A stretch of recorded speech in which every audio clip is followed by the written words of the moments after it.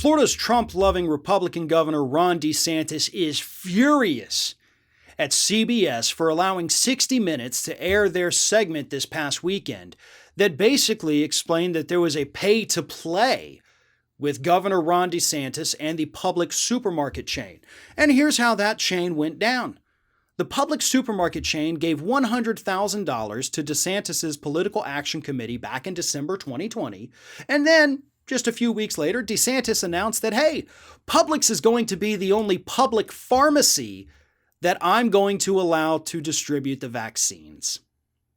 That's what 60 Minutes presented. And now DeSantis is furious and he is threatening, quote, consequences for CBS. Now, he hasn't specified what those consequences were, but he has said that he is going to, quote, bite back against CBS. He claims that the segment was somehow deceptively edited and that CBS knew it was deceptively edited. And by God, they are going to face those consequences, DeSantis said. So here's the thing. I sat right here in this very chair in front of this very camera months ago, talking about this story because that's how old it is. Right? 60 Minutes did not uncover this. 60 Minutes just finally got around this past weekend to reporting on it. This has been knowledge for 2 months. Furthermore, every single thing that they said is verifiable. You know, you can argue night and day on whether or not it was in fact pay to play. It could just be a series of happy coincidences for DeSantis and Publix. But Publix did, and this is verifiable, give $100,000 to his Political Action Committee in December. And then, of course, DeSantis decreed in the state of Florida, again, easily verifiable, because this is on record.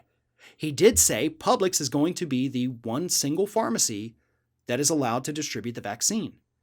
Now, that doesn't mean they were the only people distributing the vaccine. No. Hospitals and public health centers were also administering the vaccine. Publix was the only privately owned company that was going to be able to deliver the vaccine via their pharmacies during the first few phases of the vaccine rollout.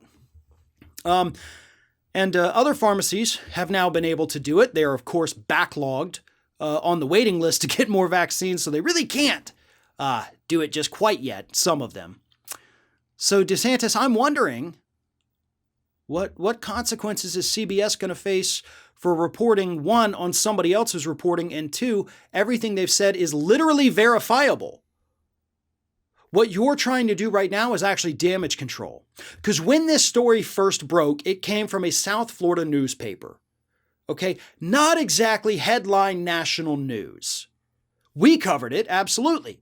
Covered it multiple different times. I mentioned that in multiple different segments. But again, not exactly national. It is, but my reach isn't quite as big as, 60 Minutes. So now that 60 Minutes has put this out there in the ether, they've exposed your corruption. Whether it was intentional or not doesn't matter. Because even the implied pay to play, you can't prove that it didn't happen, Ron. And see, that's the thing. The only consequence that CBS could face would be if you were to file a defamation lawsuit against them. But you haven't said that.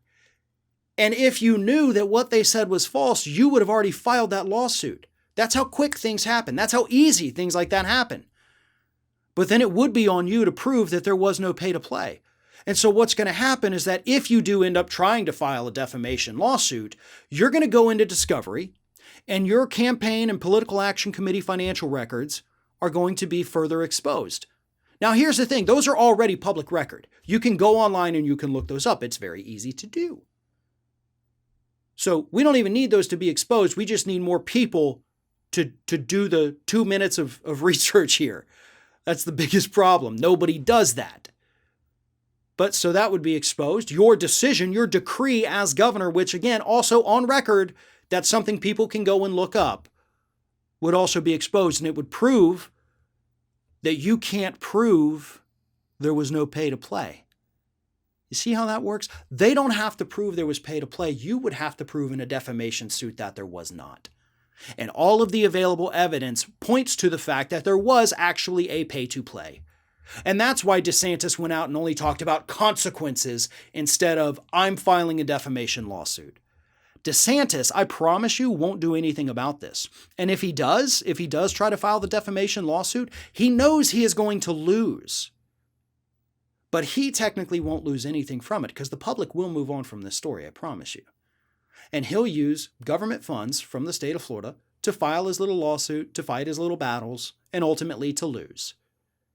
And at that point, 60 Minutes CBS ought to put a slap suit onto him and make him pay for lying about what they said.